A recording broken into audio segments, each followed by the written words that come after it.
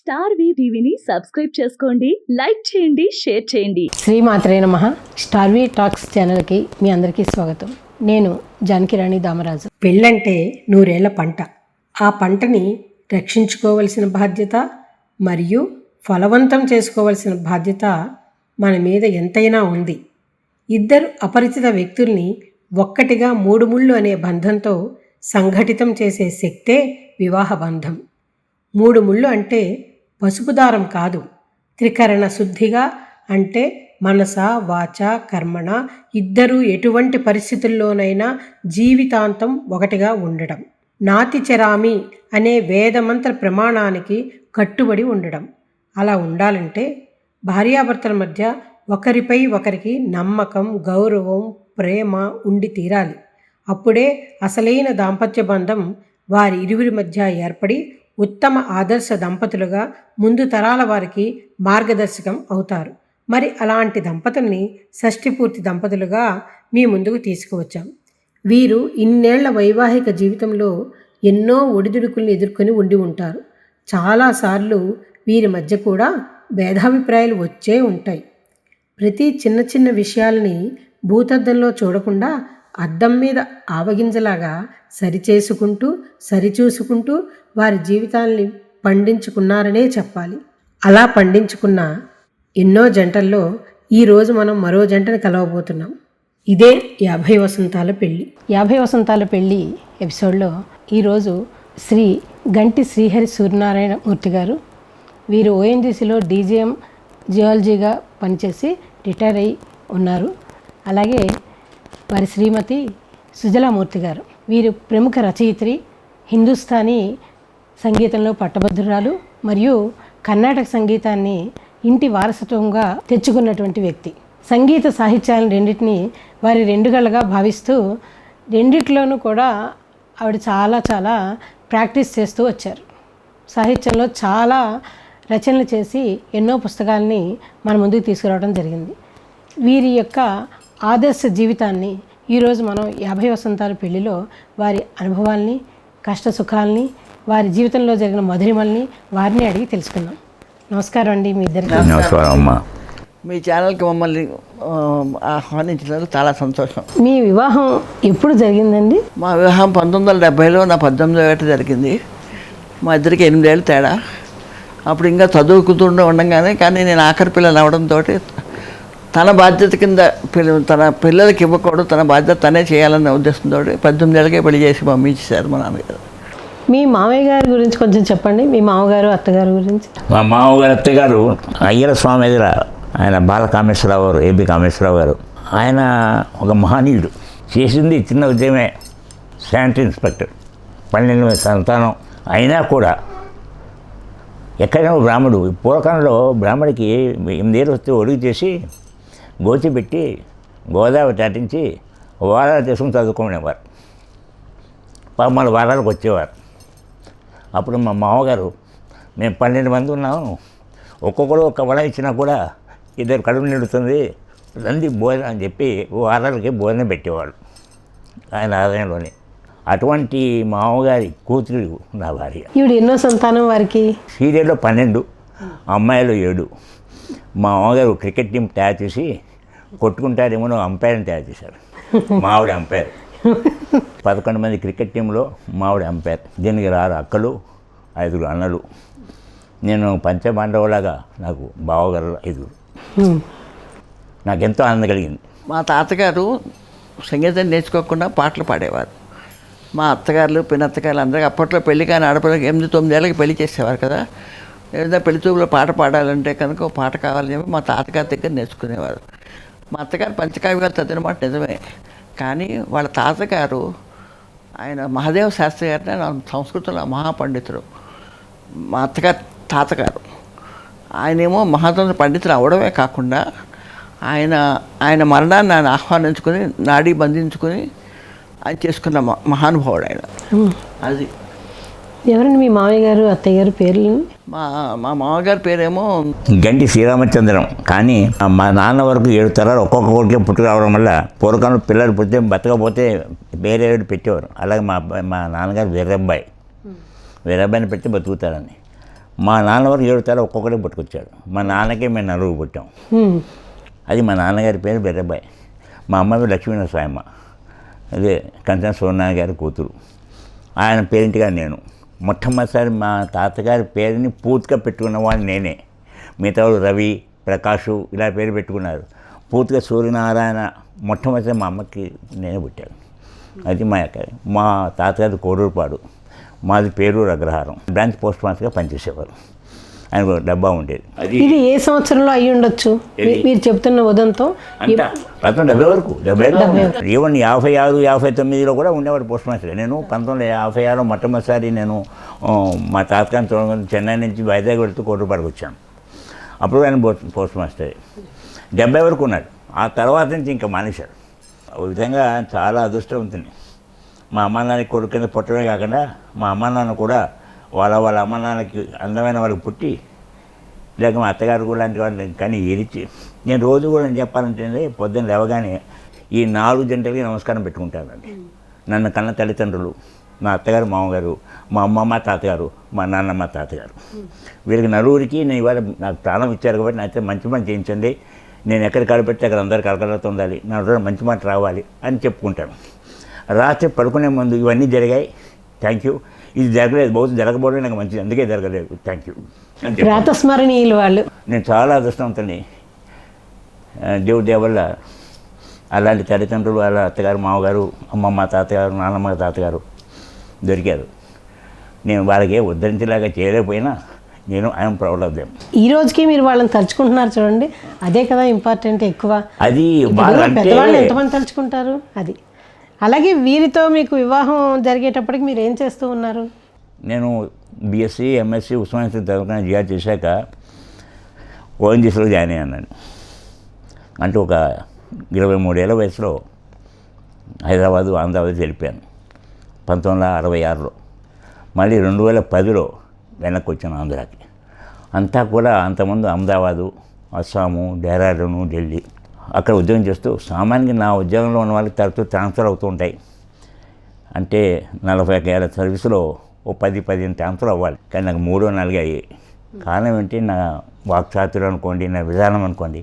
నేను ఎప్పుడు పవర్ కార్డులో ఉండేవాడిని. 16 దేశాలు తిరిగాను ఉద్యోగరీత్యా, ఎన్నో పని చేశాను. అవన్నీ నేను ఒంటరిగా పనిచేసినా కూడా నాకు పిల్లల్ని ఇవ్వడమే కాకుండా పూర్తిగా 100% పిల్లల్ని చూసుకుని పైకి తీసుకొచ్చింది. సపోర్ట్ 100% సపోర్ట్ మీకు ఇచ్చారు. నేను నా ప్రపంచంలో నేను ఉండేవాడిని. నేను మొదలు చెప్పేశాను పెళ్ళిన రోజునే, నువ్వు నా సవితి భార్య అని. ఏంటండి నేను కంగారు పడేది. నా ఉద్యోగం మొదటి భార్య, నువ్వు రెండో భార్యవి. అందుకే ఉద్యోగంలో మునిగి తెలుతుండేవాడిని. ఇది ఎప్పుడు కాదనేది కాదు. సాదస్తంగా సాంప్రదాయకంగా ఉండే కుటుంబంలో పుట్టిన పిల్ల, 12వ పిల్ల రాజమండ్రి ఒక్కసారి తీసుకుని రాజమండ్రి, హైదరాబాద్ నుంచి బాంబే నుంచి అహ్మదాబాద్ తీసుకెళ్ళిపోయి భాష ఆఖరి కిరోసిన్ అంటారు కదా, తీసుకెళ్ళాక వదిలేసి నేను ఉద్యోగం వెళ్ళిపోయామని. నీటిలో పడెత్తి ఎలా ఎదుగుని పైకి వచ్చిందో అలా ఎదుగుని పైకి వచ్చింది.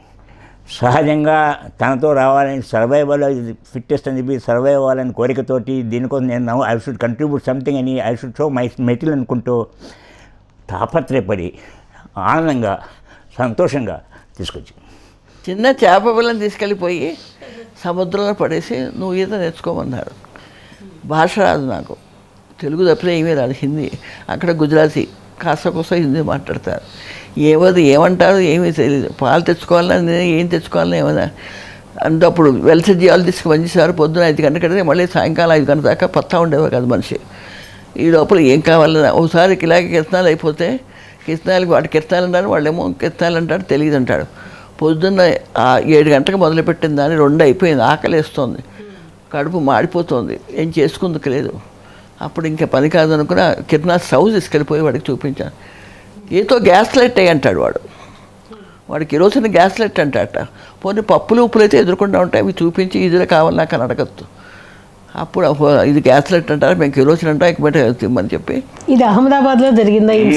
ఆఖరికి నేను ఎంత మా ఆలోకల్లా ఉండేదానంటే, మీరు 1970లో ఎప్పుడైనా మీరు పుట్టినప్పుడు స్కూటర్ చూసుంటారు. నేను స్కూటర్ చూడలేదు. సినిమాల్లో 1-2 హీరోలు నడిపాక చూస్తాను. పెళ్ళయ్యాక స్కూటర్ చూపించి హీరో గారేమో స్కూటర్ ఎక్కన్నారు. నాకు గుండె జారిపోయింది. నేను అయిపోయింది, కింద పడిపోతాను అనుకున్నాను. అహ్మదాబాద్ లాంటి పెద్ద సిటీలో పెద్ద పెద్ద వైట్ రోడ్లో ఈయన వెనకాల కూర్చుంటే ఇక్కడ పడిపోతాను, శుభ్రంగా నా మించి ఏ లారీవో బస్సో వెళ్ళిపోతుంది అనుకునే లెవెల్లో ఉండేదాన్ని. అక్కడి నుంచి నా ప్రయాణం సాగి 56 ఏళ్ళలో ఇక్కడ దాకా వచ్చాను. అంటే మహాసముద్రంలో చిన్న చేప పిల్లని పడేస్తే తను ఎదుగుతూ ఈత కూడా నేర్చుకుంటూ బయటకు వచ్చాను అనమాట. ఇది రియల్లీ అండి. ఆయన మీరు స్వతం ప్రతిపత్తిగా ఎదగాలి అని చెప్పి మీలో ఇండివిజువాలిటీ రావాలని ఈయన వదిలేశారు మిమ్మల్ని. మిమ్మల్ని వదిలేస్తే మీరే ఎదుగుతారు అని చెప్పేసి నిజంగా అలాగే ఎదిగారు కదా. ఆడవాడికి మగాళ్ళకి వచ్చి సహజమైన గుణం అండి. ఆడది తండ్రి పిల్లని సంకని వేసుకుని వెళ్తూ ఉంటుంది. తాను అక్కడ చూస్తున్న పిల్లల మధ్య ఇక్కడ చూడమంటుంది. అంటే ఇమ్మీడియట్గా రేపు వచ్చి గొయ్యాలు చూసుకోమంటుంది. ఈరోజు బతకాలి, రేపు బతుకు అని నేర్పుతుంది. తండ్రి బుధ మీద కూర్చోబెట్టి తన చూడమని చెప్తాడు. వాడి పైన అక్కడ చూస్తాడు, అక్కడ చూడరాని వాడి భవిష్యత్తు చూపిస్తాడు. అంటే ఏమిటంటే ఈ ఇద్దరు కాంబినేషన్ కావాలి.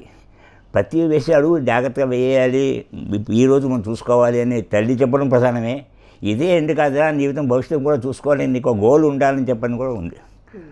ఆ బలం ఇద్దరు మా రోల్ మేము ప్లే చేసాం. సూపర్. ఆవిడ రోల్ ఆవిడ ప్లే చేసింది, నా రోల్ నేను ప్లే చేశాను. ఆవిడ ప్రెజెంట్ చూపిస్తే మీరు ఫ్యూచర్ చూపించారు. ఎలా నడవాలి, ఎంత స్పిరిట్ కదా మళ్ళీ తను చెప్పింది. కానీ అది చేరుకోవాలని గోల్ అని చెప్పాను. కాబట్టి మీరు ప్లానింగ్ చేసినప్పుడు బ్యాక్వర్డ్ చేసుకుంటారు, ఫార్వర్డ్ చేసుకుని మొత్తం అక్కడ చేరాలి. ఈ ఒడుదుగు చూసుకోండి ఏం చెప్పినట్టుగా అన్నట్టుగా ఒక జీవితంలో అలా చేపట్టిన మన పిల్లలందరూ కూడా 3 పూలు 6 కాయలుగా ఏం కొత్త లేక హాయిగా ఉన్నాం. మేము తల్లిదండ్రుల కింద గర్వపడేటట్టుగా తీర్చిదిద్దుకున్నారండి మా పిల్లలు. అంటే మేము తీర్చిదిద్దాం, వాళ్ళు తీర్చిదిద్దబడ్డారో నాకు తెలియదు ఆ విషయం. కానీ మేము ఇప్పుడు సమాజంలో తలెత్తుకు తిరిగేట చాలా హై పొజిషన్లలో ఉన్నారు. మా గర్వకారణంగా నిలిచారు వాళ్ళు అంటే అది మీ నిబద్ధత, మీరు పెంచిన విధానం కదండి. ఆయన మీకు ఇచ్చిన చనువు, మీరు తీసుకుని దాన్ని అలా చేశారు. అలాగే మీరు రచయిత్రిగా ఎప్పుడు మారారు? నా జీవితంలో అన్నీ కొంచెం పెళ్ళి తొందరగా అయింది, కానీ అన్ని జీవితంలో లేటుగా మొదలెట్టాము. అంటే ఒకటి ట్రాన్స్ఫర్ల జీవితం ఒకటి, రెండోది ఏమో ఈయన తన ఉద్యోగంలో బిజీగా ఉండేవారు. అందులో ఢిల్లీ వచ్చాక కూడా ఫారిన్ కంట్రీస్కి అవి అఫీషియల్గా టూర్లు వెళ్ళడం అన్నీ కూడా ఉండేది. కాబట్టి అక్కడ ఢిల్లీ వచ్చేదాకా కూడా నాకు తర్వాత చదువుకోవాలన్నా కూడా చదువు అంటే చాలా ఇష్టం నాకు చిన్నప్పటి నుంచి. చదువు అంటే ఎంత పిచ్చి అంటే మా ఇంట్లో మ్యాగజైన్స్ కూడా కొనేవారు కదా, మ్యాగజైన్స్ కూడా చదవడానికి పుస్తకాలు ఉండేవి కావు మాకు. పక్క వాళ్ళ ఇంట ఈ పక్క వాళ్ళ ఆ పక్క వాళ్ళ ఇంట అడిగి తెచ్చుకుని అత్తయ్య గారికి చదువుతానని వాళ్ళ మెట్ల మీద కూర్చుని ఇంట్లో కూడా రానిచ్చేవారు కాదు. మీ మెట్ల మీద కూర్చుని మీ పుస్తకం మీ గుమ్మలో పెట్టేసి వెళ్ళిపోతానని చదువుకునేది. అలా సాహిత్యం మీద ఇంట్రెస్ట్ దొరికింది నాకు. కానీ రాయాలనుకున్నా కూడా కుదరలేదు, సంసార తాపత్రలో పడి. ఆ తర్వాత పిల్లల చదువులు, పెళ్ళిళ్ళు, ఉద్యోగాలతో సరిపోయింది. పిల్లల మనవలు నా కోసం కాకుండా వాళ్ళ కోసమే బతికాను. రెండో చదువు కూడా చదువుకాలున్నా కూడా అక్కడ ఢిల్లీ వచ్చాక మా పెద్ద బాబు గ్రాడ్యుయేషన్లోకి వచ్చాక ఇప్పుడు నీకు కొంచెం టైం ఉంటుంది, పర్వాలేదు, పిల్లలు పెద్దవాళ్ళే కాబట్టి ఇప్పుడు కరెస్పాండెన్స్ కోసం నీకు కావాల్సినవి చదువుకోమని అని చెప్పి పర్మిషన్ ఇచ్చారు. అంతకుముందు ఏంటంటే మా డెహ్రాడూన్లోగా మాకిద్దరికి సంగీతం అంటే చాలా ఇష్టం. అసలు నన్ను పెళ్లి చేసుకున్న కారణం కూడా నా సంగీతమే. ఆయన కావాల్సిందేమో బీఎస్సీ చదివిన అమ్మాయి, గ్రాడ్యుయేషన్ కంప్లీట్ అయిన అమ్మాయి కావాలి, న్యాయంగా ఆయన రిక్వైర్మెంట్.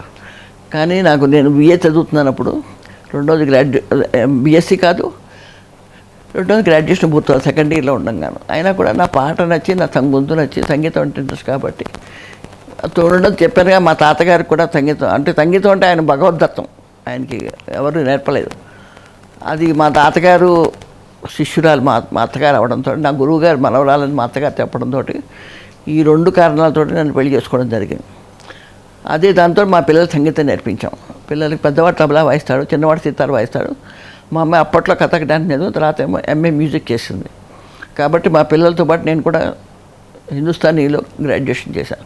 ఆ తర్వాత ఢిల్లీ వచ్చాక మా పెద్ద అబ్బాయితోటి గ్రాడ్యుయేషన్ డైరెక్ట్గా, అప్పట్లో ఆంధ్ర యూనివర్సిటీ డైరెక్ట్గా బిఏ చేయొచ్చు అని ఉండేది, ఎంట్రన్స్ ఎగ్జామ్స్ రాసి. అలాగే బిఏ ఎంఏ చేశాను. ఆ తర్వాత మా పెద్ద కొడుకు పుట్టాక, మా అమ్మాయి పెళ్ళాక ఎన్ఐటి కోర్స్ చేశాను. అంటే అన్నీ నేర్చుకోవాలి తపనతో, కానీ అన్నీ లేటు. దాని మూలంగా నాకే ఉద్యోగం చేయాలి కోరుకుండేది. ఉద్యోగం కూడా చేశాను కొన్నాళ్ళు. ఆ కోరిక తెచ్చుకున్నాను. మ్యూజిక్ టీచర్ కింద, మామూలు రెగ్యులర్ టీచర్ కింద అన్నీ నేర్చుకున్నాను. తర్వాత పిల్లల పెళ్ళిళ్ళు, ఉద్యోగాలు, వాళ్ళతో సరిపోయింది. మా పంజాబీ కోడలు అవడంతో అప్పుడే మేము మా అబ్బాయిల లవ్ మ్యారేజ్ని మేము ఆహ్వానించాం. వద్దనలేదు, ఎందుకంటే మనం వద్దంటే వాళ్ళ జీవితాంతం ముళ్ళులా ఉంటుంది వాళ్ళకి. ఎందుకంటే కొన్నాళ్ళ పాటు చాలామందిని మా ఫ్రెండ్స్లో చూశాను. ముందు వద్దనుకునే ఆ పెళ్ళిళ్ళు, లవ్ మ్యారేజ్ వద్దని వాళ్ళని ముందు పెళ్ళికి అటెండ్ అవ్వకుండా వాళ్ళు ఇంట్లోంచి పారిపోయి పెళ్లి చేసుకుని ఏదో చేసుకుని ఆ తర్వాత మనవలు పుట్టాక వాళ్ళు దగ్గర అవ్వడం కన్నా నేను యాక్సెప్ట్ చేసేది ఏదో ముందే యాక్సెప్ట్ చేస్తే నాకు నా పిల్లల పెళ్ళిళ్ళన్నీ ఒక కళ. నేను మామూలు లోయర్ మిడిల్ క్లాస్లో పుట్టాను కాబట్టి నా పిల్లల పెళ్ళిళ్ళన్నీ ఒక అందమైన కళ కింద తీర్చిదిద్దుకున్నాను. మగ పిల్లల పెళ్ళైనా ఆడపిల్ల పెళ్ళ అంటే నీ కళ ఎలా ఉంటే నీకు ఫైనాన్స్ నేను ఇస్తాను, చేసుకోమన్నారు. అలాగే మా కోడళ్ళు అంటే గొప్ప కోసం కాదు కానీ తలంబరాల బియ్యం దగ్గర నుంచి మేమే చేసుకుని మా కోడళ్ళని మా ఇంటికి ఆహ్వానించాం. దేవుడి దయ వల్ల, ఎందుకంటే ఇవన్నీ కూడా ముందు తరం వాళ్ళకి అర్థం అవ్వాలి. పిల్లలు పెళ్ళిళ్ళు చేసుకుంటానంటే వాళ్ళ కంపాటబిలిటీ ఉండి పెళ్ళి గురించి కాబట్టి చెప్తున్నాను నేను. అవును, పిల్లల పెళ్ళిళ్ళు సక్సెస్ అవ్వలేదంటే ఇక్కడ కొంతవరకు తల్లిదండ్రులు కూడా రోల్ ప్లే చేస్తున్నారు. ఈ మధ్య వాళ్ళ స్వార్థాలు చూసుకుంటున్నారు. అలా కాకుండా మన పిల్లవాడిని నమ్మి వచ్చిన పిల్ల కూడా మన పిల్లవాడిలో అర్ధభాగం, ఇప్పుడు నేను ఆయనలో అర్ధభాగం అయినప్పుడు నా కోడలు కూడా నా కొడుకులో అర్ధభాగం. ఒక అర్ధభాగాన్ని ప్రేమించి ఒక అర్ధభాగాన్ని ప్రేమించాం కదమ్మా. అవును. కాబట్టి ఆ పిల్లని మొదటి నుంచే మంచిగా ఆహ్వానిస్తే ఆ మనసులో ముళ్ళు, అయ్యో మొదట్లో వద్దన్నారన్న ముళ్ళు ఉండదు. ఆ పిల్లతో ప్రేమగా ఆహ్వానించాం కదా. ఇప్పుడు అందుకే నా కోడళ్ళను అమ్మ అని ప్రేమిస్తారు.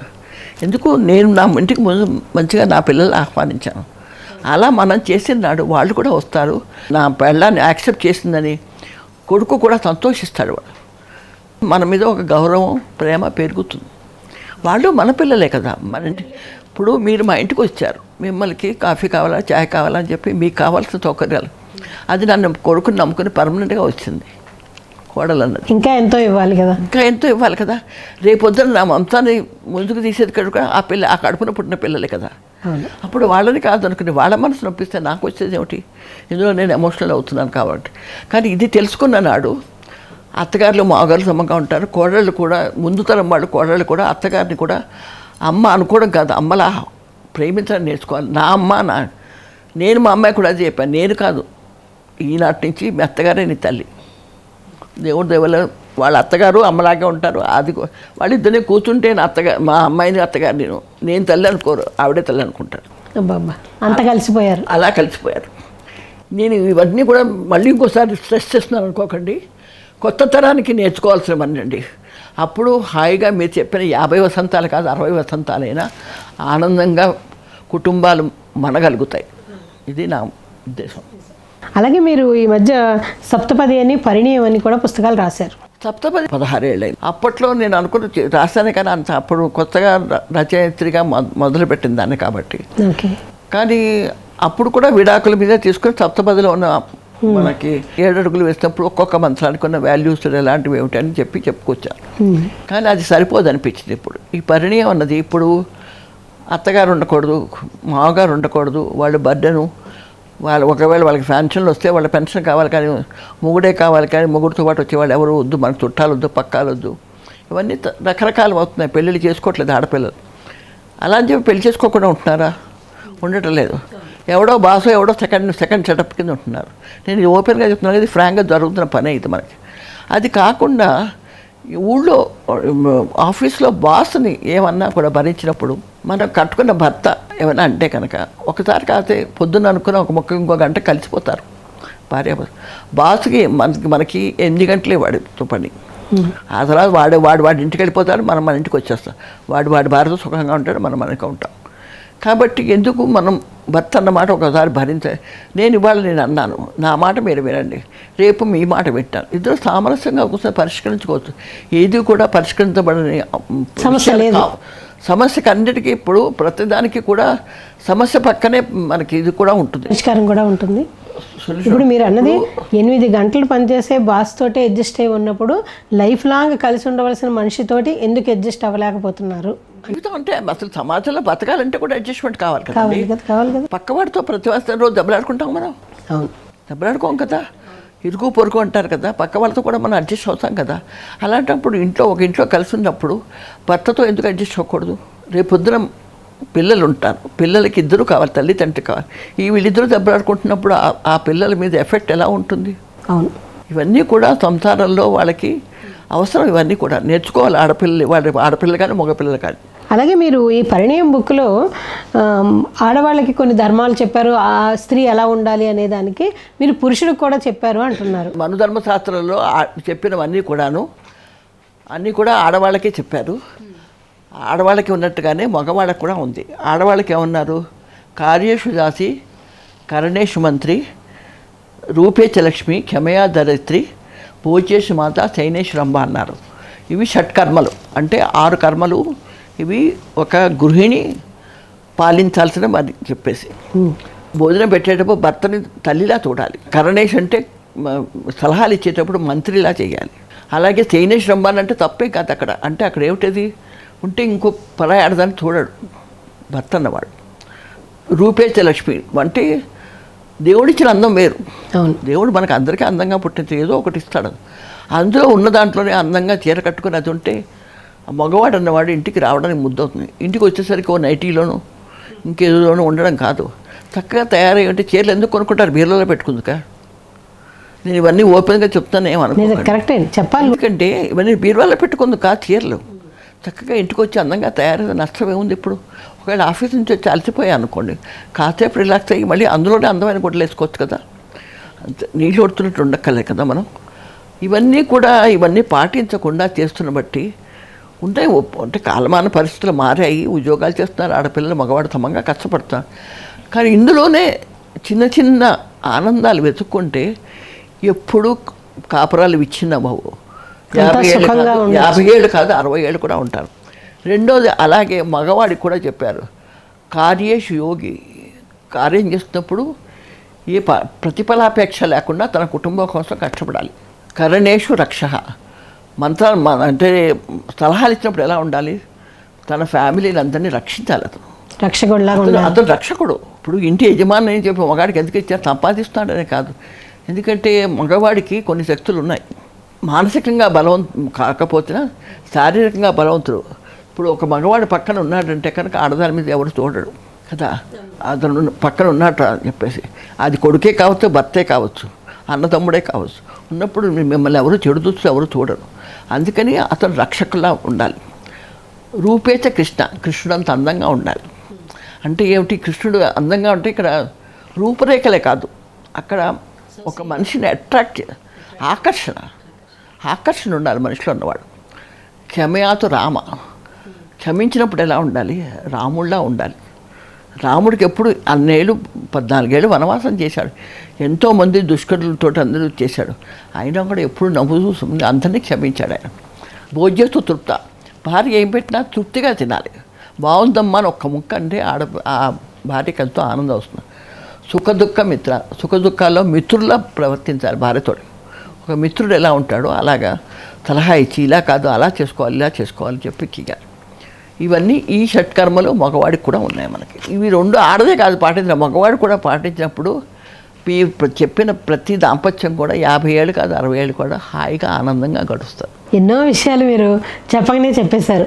చెప్పాలంటే భార్యాభర్తలు ఎలా ఉండాలి అనే దాంట్లో నిజంగానే దాంపత్యాన్ని పండించుకోవటం అంటే మామూలు విషయం కాదు. ఇది ప్రతి చిన్న విషయంలో కూడా మనం ధ్యానం దాని మీద దృష్టి ఉండాలి అన్నదాన్ని.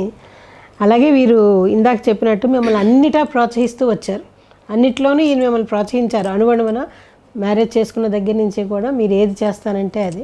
ఇప్పటికీ కూడా ఆయన ఇందాక చెప్తున్నారు, ప్రతి వేస్ట్ నుంచి ఒక వాల్యూ యాడ్ చేసే ఐటెం తయారు చేసి చూపిస్తుంది. అంటే ఈ ఏజ్లో కూడా మీరు అంత చేస్తున్నారు అంటే ఆ టైంని ప్రోత్సహించారు. కరెక్టే, బాగానే ఉందమ్మా. కొంతమంది మొగాళ్ళు ప్రోత్సహించకపోతే అవసరం దెబ్బలాడమని కాదు, కానీ మన హక్కు కోసం మనం అడగడం తప్పు లేదు. నేను ఇది చేస్తాను, నేను చేయగలుగుతాను 1కి 2 సార్లు అంటే కనుక ఒప్పుకుంటారు. మూర్ఖులే కాదు మగవాళ్ళు, వాళ్ళు చదువుకున్నారు, వాళ్ళు ప్రపంచం చూశారు. వాళ్ళు నన్ను ఏమంటారో అని అస్తమానం భయంతో మనం కుంచుకుపోక్కర్లేదు.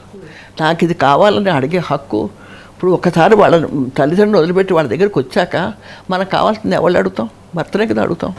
ఇప్పుడు సంపాదించి ఆడది కూడా జల్లగా నేను ఇది ఖర్చు పెట్టుకుంటున్నాను జల్లగా ఈ నోటికి కూడా కొంతమంది ఆడపిల్లలు భర్తకి చెప్పే ఖర్చు పెడతారు. చెప్పని వాళ్ళు వేరే విషయం. కానీ అలాంటప్పుడు మనకు హక్కులు మన కోసం కోరలో తప్పులేదు. నేను ఇది చేస్తాను, మళ్ళీ ఆ క్వాలిటీ ఉందని ఎలా తెలుసు వాళ్ళకి? నేను చదువుకుంటాను అంటే చదువుకునిచ్చారు. నేను చదువుకుంటే ఏమంటారో అని చెప్పి భయపడితే నేను చదువుకోలేకపోయాను. నాకు ఇది వచ్చు అని మీరు స్వేచ్ఛగా చెప్పారు, ఇది కావాలి అని. నాకు ఇది కావాలి అని అడిగాను. అప్పుడు నేను సంగీతం నేర్చుకుంటా అంటే నేర్చుకోమన్నారు. నేను చదువుకుంటా అంటే ముందు చదువుకుంటా అన్నాను, వద్దన్నారు. అప్పుడు ఇలా చిన్న పిల్లలు, అప్పుడు పిల్లలు పెద్దవాళ్ళాక నువ్వు చదువుకో, ఇంట్రెస్ట్ ఉంది కదా చదువుకోమని. అంటే మనలో ఉన్న కోరికను బయట పెట్టాలి. అది ఇంకోటి కుదురుతుందా కుదరదు అన్నది పరిస్థితులను బట్టి ఉంటుంది. కుదరకపోతే వదిలేయడం పక్కటియాలి, మర్చిపోవాలి. దాన్ని పీక్కోవడం కాదు, మళ్ళీ కాదు. మన జీవితాన్ని ఇంకోటి అది కూడా పాయింట్. అది దాన్ని చెయ్యనివ్వలే జీవితాంతం అదే ఆలోచించుకుంటూ బతకడం కాదు. ఇందాక మీరు అన్నారు చదువుకోవాలని ఉంది అంటే ముందు ఒక బాధ్యత ఇచ్చారు, పిల్లలు ఉన్నారు, నువ్వు వీళ్ళని చూసుకో, తర్వాత చదువుదు కానీ. దాన్ని మీరు కూడా యాక్సెప్ట్ చేశారు, అంతేగాని నేను ఇప్పుడు ఎందుకు చదువుకోకూడదు అన్న ప్రశ్న రాలేదు. ఏమో అంత ఊహ లేదు నాకు అప్పుడు. నిజం చెప్పాలంటే నాకు అంత పరిణితి లేదు నాలో. అది ఎప్పుడు అవసరం అంటే అప్పుడు మీరు ఆయన చెప్పారు. భగవద్దత్తం అమ్మ అది. బేసికలీ ఒకటి అంటే ఇవన్నీ కూడా మనం అనుకున్నా కూడాను ఏదైనా కూడా భగవంతుడు మనకి రాసిపెట్టుంటే అది ఆటోమేటిక్గా వస్తుంది మనకి. కానీ మనకి సంకల్పం ఉండాలి, చెయ్యాలి అని సంకల్పం మాత్రం మనం చంపుకోకూడదు. మన సంకల్పం ఉండి ప్రయత్నిస్తూ ఉంటే కనుక ఇప్పుడు ఎందుకు సంకల్పం అన్నది తీరాలి, కోరిక అన్నది మనకి ప్రకృతి ఇచ్చిన సాలెగూడు. మనం బస్సులో ప్రయాణం చేస్తున్నామమ్మ, కిటికీలోంచి పక్క చూస్తున్నారు, అక్కడ BMW కారు వెళ్తాం. నాకు BMW కారులో వెళ్తే బాగుంటుంది అనిపించి వెళ్తున్న బస్సులోంచి కింద ఉరికేసి ఆ కారు ఎక్కబోయాను. ఆ కారు నాది కాదు, నేను కొనుక్కొని స్తోమతి లేదు, కానీ పడిపోయాను. ఉన్న బస్సు పోయింది, ఆ కారు పోయింది. అలాగే మనం విచక్షణ జ్ఞానం పెట్టుకుని ఈ క్షణంలో చేయవలసిన పని ఏమిటి, దేనికి ఇంపార్టెన్స్ ఇవ్వాలి, ఈ ఇంపార్టెన్స్ అది తట్టుకుని చేస్తే మీరు కార్యసిద్ధి అవుతారు. ఇప్పుడు పిల్లల్ని కనేసి పిల్లల్ని గాలి వదిలి చదువుకుంటాను అనుకుంటే తప్పు లేదు, చదువుకోవచ్చు. కానీ పిల్లలు గాలిలో ఉంటారు. అదేంటి సగం వంట వదిలేసి ఇంకెక్కడో వెళ్ళిపోతే అది మాడిపోతుంది కూర. అలా కాకుండా మీరు ఈ పిల్లల్ని చూడడమే ప్రస్తుతం కాలక్షేపం తర్వాత చదువుకోవచ్చు అని ఉద్దేశంతో చేస్తే అంతకన్నా కావాల్సిందే ఉంది. అది చేసింది. అలా చేపట్టే సమయానుకూలంగా రాయాలని కోరిక వచ్చింది. 60 ఏళ్ళలో పూర్తయింది. 60 ఏళ్ళ వరకు రాయలేదు, రాయాలనుకుంది, రాయాలని ప్రయత్నించింది, కానీ 60 ఏళ్ళ తర్వాత వచ్చింది. కాబట్టి మన జీవితంలో ప్రతిదీ ఒకరి తర్వాత ఒకటి తినాలి, కానీ అన్నీ కలగోరకంగా అన్నీ తినేసి ఆవగా ఆ బొఫేలో అన్నీ నింపేసుకుని ఏమి తినకుండా చూసి ఆనందపడిపోయి అది కాస్త కుప్పలా పడేసి ఏమిటి జీవితం. తినేది ఆఖరికి గరికతో వచ్చిన పచ్చడే సరే, ఆకలితో ఆనందంగా తింటే వచ్చే ఆనందం వేరును. ఊరికి అన్నీ పెట్టేసుకుని తినేస్తాను చెప్పి వాడు చూస్తాను అని పెట్టి తినకనే పారిపోతుంది. అలా మన జీవితాన్ని చేసుకోకూడదు. ప్రతి క్షణం అనేది అదే చేసింది. అలా చేయడానికి చేసే జ్ఞానం వాళ్ళ అమ్మ నాన్న ఇచ్చారు. అది ఇంపార్టెంట్ కూడా. ఎందుకంటే 12 మంది ఉన్నప్పుడు ఎంతో ఇచ్చిపుచ్చుకోవడాలు ఉంటాయి. అవును, లేకపోతే అంత కొట్టు తెస్తారు.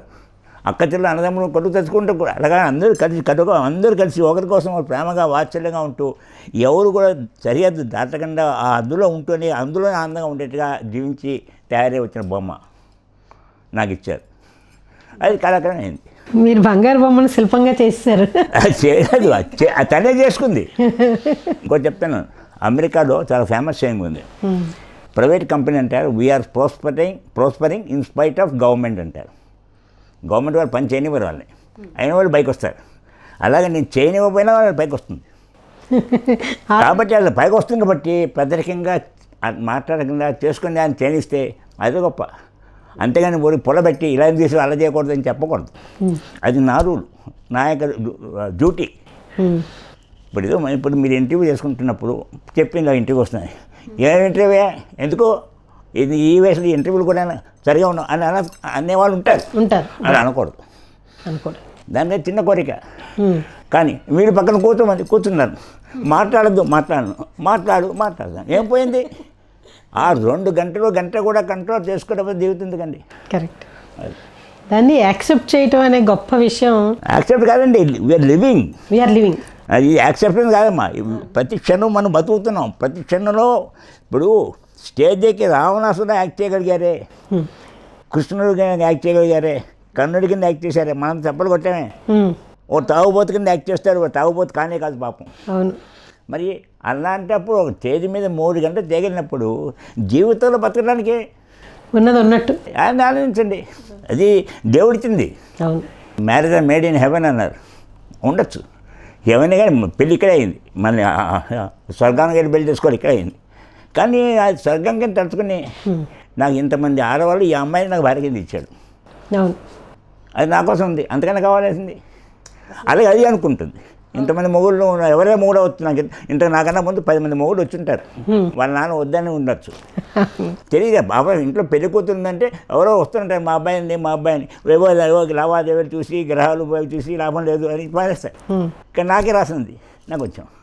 కాబట్టి ఇది మనం కంపల్సరీ మేడ్ ఇట్, లవ్ చేసి పెళ్లి చేసుకున్నారా ఫోర్స్గా పోయి చేసుకున్నారా అంతా వేరే విషయం. వన్స్ యు ఆర్ డన్, మూడు పిల్లలకి డిక్లేర్ అయిపోయారు, ఇంక తర్వాత మూడు పిల్లల కింద యాక్ట్ చేయాలి, మూడు పిల్లల కింద బతకాలి, మూడు పిల్లలకి ఆనందపడాలి. అంతే కాదమ్మా. ఇంకోటి ఏంటంటే బేసికల్ చెప్పిన మనలో క్షమయా ధరిత్రి అని, ఆడవాళ్ళకి సహనం ఎక్కువ ఉంది. సహనం లేకపోతే ఆడది పురిటి నొప్పులు భరించదు, అది ప్రకృతి ఇచ్చింది మనకి. ఇది ఆడపిల్ల ఆ పురిటి నొప్పులు అనుభవించిందంటే చాలా కష్టపడితే కానీ బిడ్డ బయటపడదు. అవును, నార్మల్ డెలివరీ వాళ్ళందరికీ కూడా తెలుస్తుంది. అంటే అంత సహనాన్ని భరించే ఈ పక్కటెముకలన్నీ కూడా ఎంతో ఇది విరిగిపోయినట్టు అయిపోతుంది. అయినా కూడా అంత నొప్పి భరించి ఏ ఆడపిల్ల బిడ్డ వద్దనుకోదు. ఎందుకంటే మాతృత్వానికి అంత ఇంపార్టెన్స్, అదేమిటి ప్రకృతి వరవద్దు మనకి. అంటే ఆ సహన శక్తి కూడా ఆడదానికే ఉంది. కాబట్టి పెళ్ళిడు సక్సెస్ అవ్వాలంటే కూడా కొంతపాటి సహనం ఆడవాళ్ళు ఎక్కువ చూపిస్తే, మగవాడి కోపం చాలా మటుకు చాలా ఇది మగవాళ్ళందరికీ ఉంటుంది. వాళ్ళకి కోపం ఆరంభం కోపం వస్తుంది, కొంతమంది తర్వాత కోపం వస్తుంది. ఎవరో కానీ అలా నిప్పు కాలుతూ కట్ట ఇంకా చివరిదాకా కాలే వాళ్ళు ఎవరు కానీ ఉండరు. అలాంటి వాళ్ళు మనం ఏం చేయగలం. కానీ ఆ క్షణిక కోపాన్ని భరిస్తే కనుక మనకి ఆడవాళ్ళు భరించగలిగితే కాసేపు వాళ్ళు ఎక్కడికి వెళ్ళరు. నన్ను వదిలి భార్యను వదిలిపోయిన వాళ్ళు సంసారం పిల్లలంటే 90 మందికి మగాళ్ళు కూడా ప్రేమ ఉంటుంది. వాళ్ళు కూడా పిల్లలు కాదు వెళ్ళరు కదా. అలాంటప్పుడు చిన్న వాటికి దెబ్బలాడేసుకొని విడిపోవడానికి ప్రయత్నించడం ఎందుకుట. ఒక్క నిమిషానికి మనం ఆడపిల్ల సహనం అనుభవిస్తే, ఇప్పుడు ఈ కోపం వచ్చినాడు అనుభవించి కాసేపు నాకు డిమాండ్ చేస్తే మనకేమో డైమండ్ నెక్లెస్ కావాలని కొనిస్తారు వాళ్ళు. ఇది ఫ్యాక్టు. ఆ ఒక్క నిమిషం వాళ్ళకి వచ్చిన కోపం అప్పుడు మనం సహనం అనుభవిస్తే, తర్వాత కొంతమంది శక్తి లేకపోయినా నీకు డైమండ్ నెక్లెస్ కావాలా అని చెప్పేది, డైమండ్ నెక్లెసే కాదు, నీకు అయ్యో పాపం అది అడిగిందే, నా పిల్లలకి నాకు ఇంత చేసింది అని చెప్పేసి కొనడానికి ప్రయత్నిస్తాడు.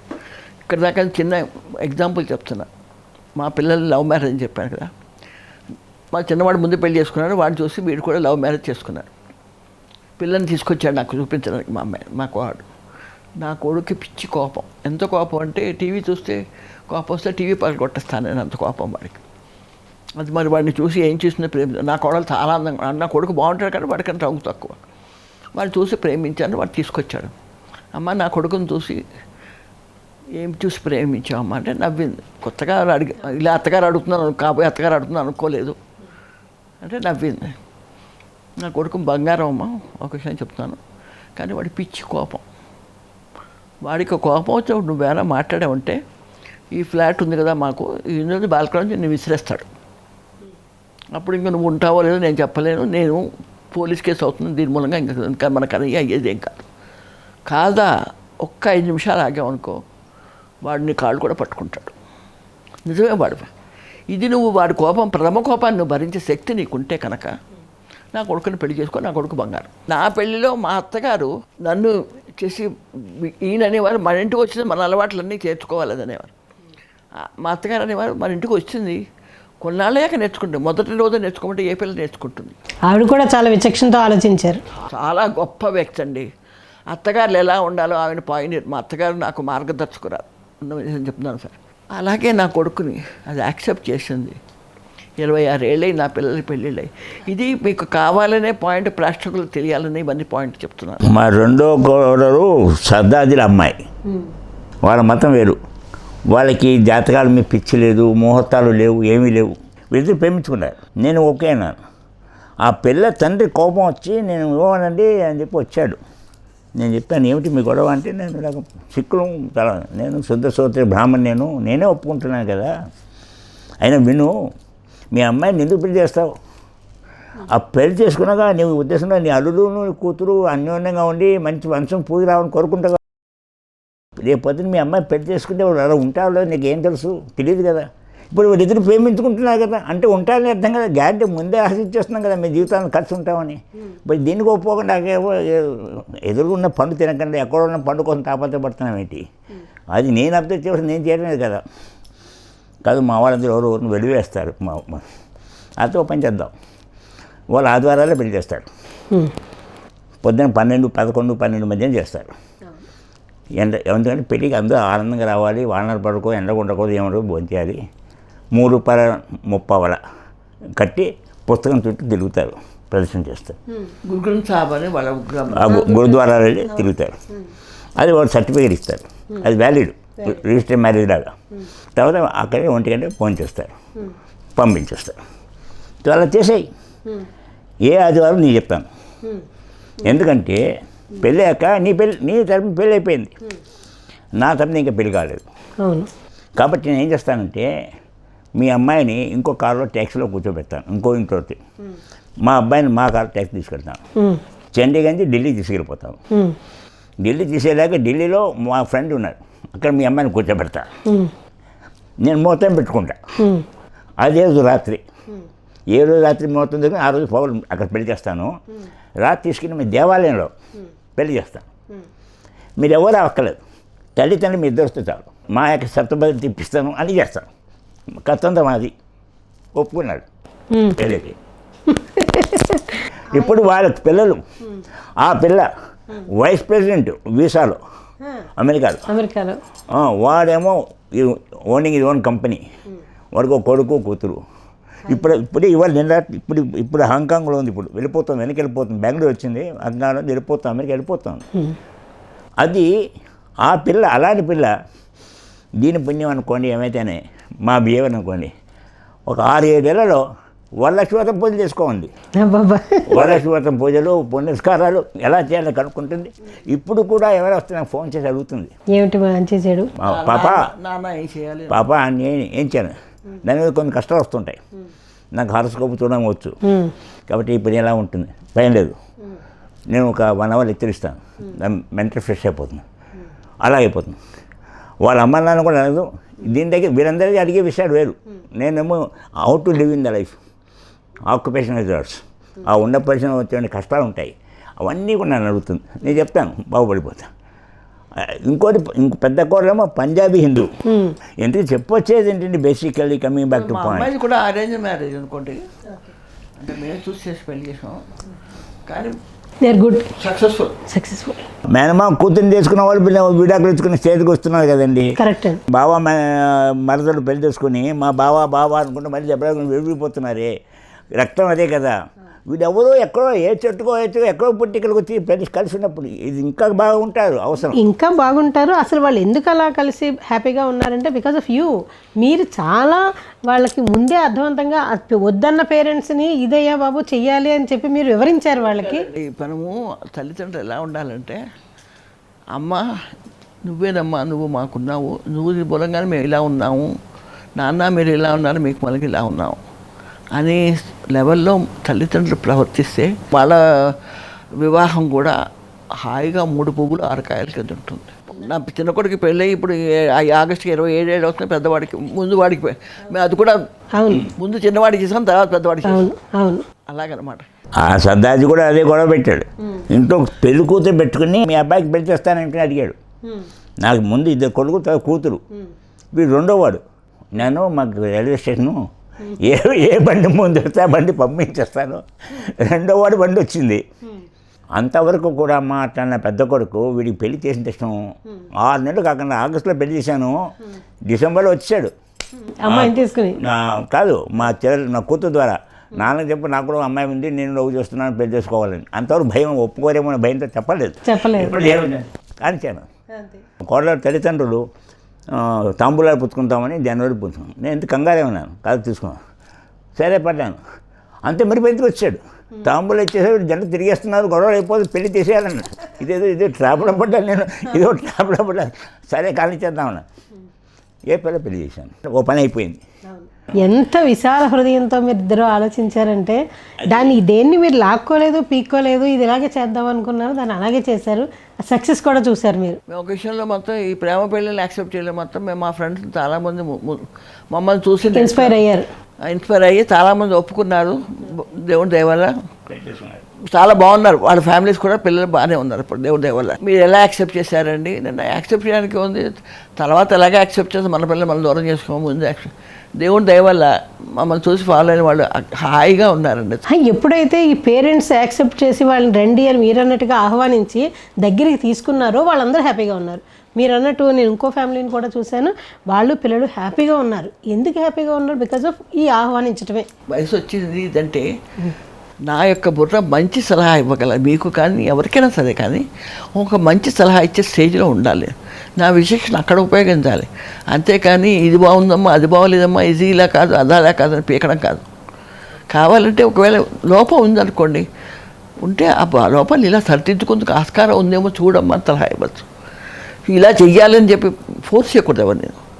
సలహా ఇస్తే వాళ్ళకి బుర్ర ఉంటుంది కదమ్మా, ఉంటుంది కదా, వాళ్ళకి ఆలోచన విధానం, అప్పుడు వాళ్ళు మారుతారు ఆటోమేటిక్గా. ఇప్పుడు స్ట్రెంగ్త్, వీక్నెస్, ఆపర్చునిటీ, థ్రెట్ అని స్వాట్ అని ఉంది, ప్రతి వారికి ఉంటుంది, అందరికీలోనూ ఉంటాయి. చాలామంది తెలియదు ఉందని. 80% పీపుల్ తెలియదు ఒక స్వాట్ ఉందని. నా స్వాట్ నాకు తెలియదు అలాంటి 20% తెలుస్తుంది. వాళ్ళు ఏం చేస్తారంటే తెలిసాక ఇది నా వీక్నెస్, ఈ థ్రెట్ అని పక్కన పెట్టి ఆ స్ట్రెంగ్త్, ఆపర్చునిటీ బతుకుతారు. ఒక 5% ఉంటారు. వాళ్ళు ఏం చేస్తారంటే ఆ వీక్నెస్ని స్ట్రెంగ్త్ కింద, థ్రెట్ని ఆపర్చునిటీగా కన్వర్ట్ చేసుకుని 2 స్ట్రెంగ్త్లు 2 ఆపర్చునిటీ ఉంటాయి. వాడు పెద్దవాడు అవుతారు, మోడీలాగా. ఇప్పుడు నాకు థ్రెట్ ఏమిటి? నా కొడుకు ఒక అమ్మాయిని, ఒక పంజాబీ సర్దాజీ అమ్మాయిని ప్రేమించాడు, ఇది నాకు థ్రెట్. మా వాళ్ళు ఏమనుకుంటారు? బ్రాహ్మణ కూడా పుట్టాక, అక్కడ కూడా పుట్టాక నా మేమేం అంటారు, మా ఇవన్నీ భయాలు. దాన్ని ఎలా కన్వర్ట్ చేయాలి? ముందు వీటిని యాక్సెప్ట్ చేసి మనం తెచ్చేసుకుంటే ఇంకెవరు నోరెత్తలేరు. ఇంకెవరంటారు? నేను ఇప్పుడు విషయంలో మేము చాలా అదృష్టవంతులు అండి. ఈయనకన్నా పైన 3 అన్నలు ఉన్నారు.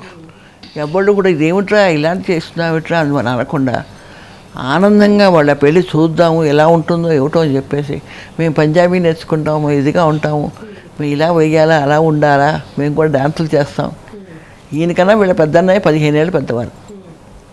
అయినా కూడా వాళ్ళు వచ్చి మేము మనకి నెత్తిమే కొట్టేసుకుంటే తప్పు కదా, వాళ్ళకి అక్కడ నెత్తిమే అంటే ఈ జుట్టు అహంకారానికి చిహ్నం ప్రతీక అంటారు. అవును, అందుకని తురకాళ్ళకు మిగతా వాళ్ళకు అర్థం జుట్టు కప్పుకుంటారు. దేవుడి దగ్గరికి వెళ్తే ఈ జుట్టు మనకి అహంకారం ఇస్తుందట. అందుకే సన్యాసులు జుట్టు లేకుండా ఉండే కారణం ఇది ఒకటి ఉంటుంది. ఇప్పుడు ఈ అహంకారం ఉంటుందనే కదా తిరుపతిలో కూడా మొక్కు తీర్చడానికి ముందు అహం పోతుందని. జుట్టులో అహంకారం ఉందమ్మా, జుట్టులో అహంకారం ఉందని దేవుడి దగ్గరికి వెళ్ళినప్పుడు గురుద్వారాలో కానీ ఈవెన్ ముస్లిమ్స్ కూడా ఆడవాళ్ళు అందుకే జుట్టు కప్పేసుకుంటారు.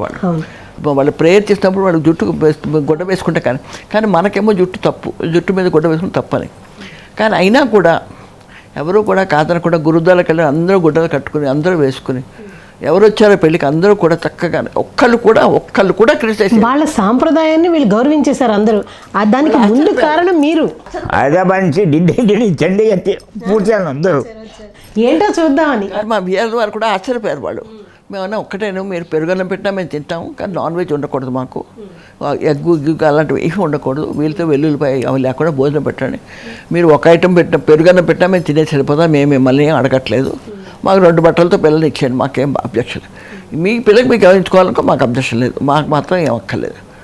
వాళ్ళు ఆ తర్వాత మా బావగారు వాళ్ళందరినీ చూసి ఎంత ముత్తలు పడిపోయారంటే, ఎంత అదృష్టవంతులలో మా సోను అంటారు దాన్ని ఇంట్లో, ఎంత అదృష్టవంతులో మా సోను, ఇంత మంచి అత్తవారు వాళ్ళు దొరికారు.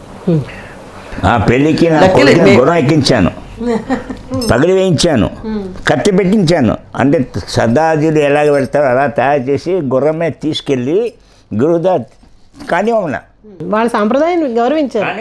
మేమే కాదు, వాళ్ళు కూడా మా బావగారులు కూడా హ్యాపీ. నేను చెప్పేదంటే ఫండమెంటల్ జ్ఞాపకం ఉంచుకోవాల్సింది, మనమ్మ ప్రతి వారు జ్ఞాపకం ఉంచుకోవాలి. ఒక పిల్ల ఆడపిల్ల ఉందంటే అన్నీ వదులుకొని, గోత్రం అన్నీ వదులుకొని, తల్లి తండ్రి తమ్ముడు అన్నీ వదిలేసుకొని ఈ ఇంటికి వస్తుంది. వీడికి అందరూ ఉన్నది, వీడు ఎక్స్ట్రా, వీడు ఎవరు పోలేదు, అన్న తమ్ముడు వాళ్ళు అందుకే ఉన్నది వస్తుంది. అలా అన్నీ వదిలేసి నీకు వచ్చి నీ సంసారం పైకి తేయడానికి కోసం, నిన్ను ఉద్ధరించడానికి వచ్చిన దాన్ని వీళ్ళు మా షూటింగ్కి వచ్చినప్పుడు నేను మిస్బిహేవ్ చేస్తే ఎలా ఉంటుంది?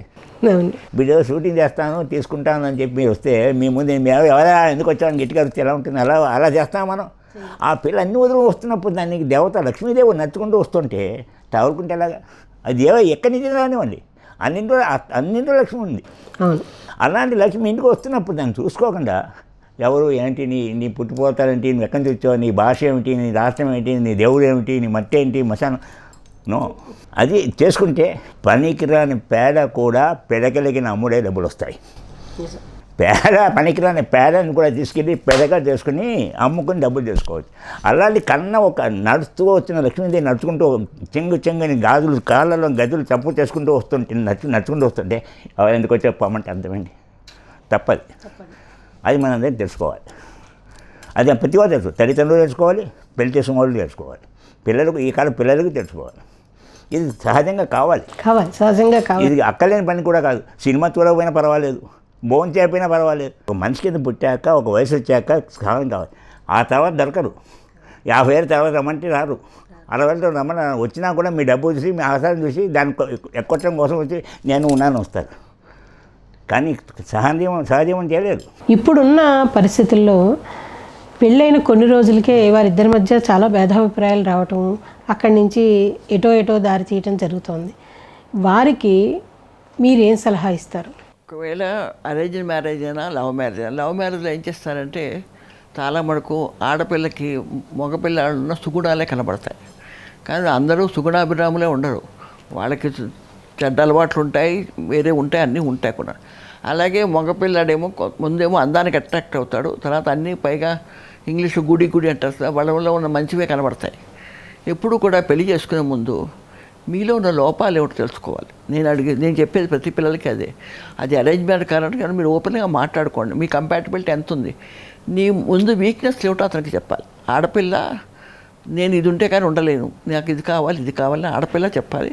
అలా మగపిల్లాడు కూడా ఫర్ ఎగ్జాంపుల్ డ్రింక్ చేసే అలవాటు ఉందనుకోండి, పేకాట అలవాటు ఉందా, కానీ నీకోసం ఇది నీకు ఇష్టమైతే నేను లిమిట్ చేసుకుంటాను. ప్రతి చిన్న విషయాన్ని కూర్చుని, ఇదివరకు అయితే అరేంజ్ మ్యారేజ్ అంటే ఏదో పెళ్ళికొడుకు నచ్చాడంటే పెళ్లి చేసేయడం తప్పితే ఇవన్నీ ఉండేవి కాదు. ఇప్పుడు అవకాశాలు ఉన్నాయి కాబట్టి వాళ్ళు కూర్చుని చర్చించుకుని, ఇప్పుడు తర్వాత వచ్చినా కూడా మనకిద్దరు భేదాభిప్రాయాలు వచ్చినా కూడా మనం కూర్చుని సామరస్యంగా పరిష్కరించుకుందాం అన్నప్పుడు విడాకులు అన్నవి దాకా రాదు.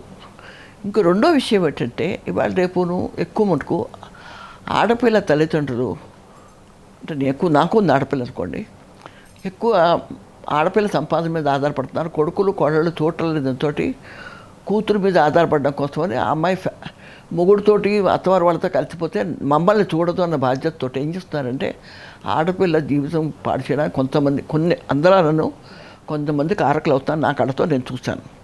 అలా కాకుండా నా పిల్ల జీవితం నాకు బాగుండాలి, మా అమ్మని దేవుడే చూసుకుంటాడు. ఇప్పుడు నేను అంటాను మమ్మల్ని ఆడపిల్ల చూడకపోయినా మగపిల్ల దేవుడే చూసుకుంటాడు అంటాను. అలా కాకుండా వాళ్ళ సంసారాలు బాగుంటే వాళ్ళు చూస్తే మన అదృష్టం, చూడకపోతే మన దురదృష్టం. అంతేకాని వాళ్ళ జీవితాన్ని నాశనం చేసే హక్కు మనకు లేదు. ఇవాళ రేపు ఎక్కువగాను తల్లిదండ్రుల ఇన్వాల్వ్మెంటు ఇంటర్ఫరెన్స్ ఎక్కువైపోయి వాళ్ళకి అనవసరం సలహాలు మనం వాళ్ళంతా వాళ్ళు అయ్యారు. మనకన్నా వాళ్ళకి నాలెడ్జ్ ఎక్కువ. కానీ అలా అని చెప్పి వదిలేనక్కర్లేదు. అమ్మ ఇది పద్ధతి కాదు, ఇలా నడుచుకుంటే బాగుండు, చిన్న సలహా ఒక చిన్న తీపి ముక్క ఇచ్చినట్టుగా ఇచ్చేసేసి వదిలేస్తే అప్పుడు ఆ పెళ్ళిళ్ళు కూడా చక్కగా హాయిగా ఉండి 3 పువ్వులు 6 కాయల కింద ఉంటాయి. అల్లుడు ఏదైనా తప్పు చేస్తే చిన్న తప్పు చేస్తే అమ్మ సర్దుకో నువ్వు అని ఆడపిల్లకి చెప్పాలి. అలాగే మగపిల్లకి కూడా అలాగే చెప్పాలి. చిన్న పొరపాట్లు ఉంటే సర్దుకోవాలరా నువ్వు కూడా అని చెప్పి ఆ తల్లి మగపిల్లాడి తల్లి కూడా చెప్పినప్పుడు ఏ గొడవలు లేకుండా విడాకుల దాకా వెళ్ళరమ్మా. విడాకులు అన్నమాట మన సాంప్రదాయంలో లేదని మనం చెప్పగలగాలి. నేను నా పిల్లలకి అదే చెప్పుకున్నాను, అలా చెప్పుకోవాలి. అందుకని వాళ్ళ జీవితాల్లో పుల్లలు పెట్టడానికి మనం ప్రయత్నించకూడదు. ఇదే నేను ఇచ్చే సలహా. నీకు చిన్న చెప్తాను శివనారాయణ దీని విషయంలో. పూర్వకాలంలో మా వయస్సు కాలంలో వంశపారంపర్యం చూసుకుని వాళ్ళ కులం అవి చూసి వాళ్ళ తాత ముత్తాతలను చూసి పెళ్ళిళ్ళు చేసేవారు. అంటే మామిడి చెట్టు పేరు చెప్పి ఆ చెట్టును చూసి మామిడికాయలు కొనుక్కునేవారు. ఆ కాయ ఎలా ఉన్నా కాదు, ఆ మామిడి చెట్టు కాయని. ఇప్పుడు అలా కాకుండా ఎక్కడిదో ఏ చెట్టో ఏ కాయో తెలియదు, అన్ని కాయలు ఉన్నాయి, తెచ్చుకుంటున్నాం, తప్పు లేదు. కానీ తెచ్చుకునే ముందు ఆ కాయ ఎక్కడి నుంచి ఎలా వచ్చింది, ఏమైనా స్పెషలైజ్ చేశారా లేకపోతే ఏదైనా ఆర్టిఫిషియల్గా తయారు చేశారా చూసుకుని కాస్త ముక్క తిని చూశాక అప్పుడు కొని తెచ్చుకుంటున్నాం. అవును. ఇప్పుడు పెళ్ళిళ్ళు కూడా అలాగేను. ఎక్కడో పుట్టి పెరిగిన పిల్ల, ఎక్కడో పుట్టిన పిల్లాడు, వాళ్ళిద్దరూ ఎక్కడో చోట కలిశారు ఒకరినొకరికి ఇష్టపడ్డారు. వాళ్ళ పూర్వత్వం వీళ్ళ పూర్వత్వం లేదు. కనీసం వాళ్ళిద్దరూ ఒకరినొకరు తెలుసుకుని మాట్లాడుకుని ఓపెన్గా తెలుసుకుంటే, ఎందుకంటే జీవితాలు ఇప్పుడు కాకపోతే రేపైనా నా విధాపం తెలుస్తుంది. నేను తాగబోతున్నైతే ఇప్పుడు చెప్పాను కొన్ని తాగబోతుందని, నాకు తాగే అలవాటు ఉంది, రోజు పైకి తాగుతాను నిద్రపోని చెప్పేసుకుంటే తప్పులేదు. చెప్పగా నేను మంచిగా ఉన్నాక 4 రోజులు తాగుతుంటే గొడవ వస్తుంది. కాబట్టి ఎంత ఓపెన్గా తిరగలిగితే అంత మంచిది. అది ఫస్ట్ పాయింట్. అది చేసుకుంటే కానీ రెడీమేడ్ మామిడికాయలు కొనడానికి పనికిరాదు. అప్పుడు తల్లిదండ్రుల రెస్పాన్సిబిలిటీ కూడా కాదు. ఎందుకంటే తల్లిదండ్రులు చూసి నీ వంశం చాలా మంచిదా అని చూసి చెప్పి పెళ్లి చేసుకోవడానికి కంపల్సరీ చేసేవారు. అప్పుడు they use to take responsibility, accountability also. ఇప్పుడు అలా కాదు, మీరే వెతుక్కున్నారు, తప్పలేదు, కొనుక్కోండి, కానీ కొంచెం ఆ జాగ్రత్త తీసుకోండి. చాలా బాగా చెప్పారండి. ఈ అమూల్యమైన సలహాలని మేము అడగానే మీరు మాకు అనుమతి ఇచ్చి చాలా చాలా విషయాలు మాతో పంచుకున్నారు. మీకు ఎన్నో ధన్యవాదాలండి. మా భావాలను మీతో పంచుకొని ఇచ్చినందుకు, ఎంత సమయం మాకోసం ఇచ్చినందుకు మీ ఛానల్కి ధన్యవాదాలు.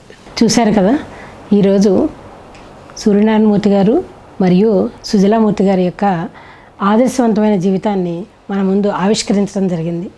ఎంతో గొప్పగా వారు జీవించి అందరికీ ఆదర్శంగా నిలిచేలాగా ఉన్నారు. వీరి జీవితాన్ని నుంచి మనం ఎన్నో విషయాలు నేర్చుకోవచ్చు. మీరు వీడియోని పూర్తిగా చూసి చాలా విషయాలు నేర్చుకుంటారని ఆకాంక్షిస్తున్నాం. Thank you. స్టార్ వి టీవీని సబ్స్క్రైబ్ చేసుకోండి, లైక్ చేయండి, షేర్ చేయండి.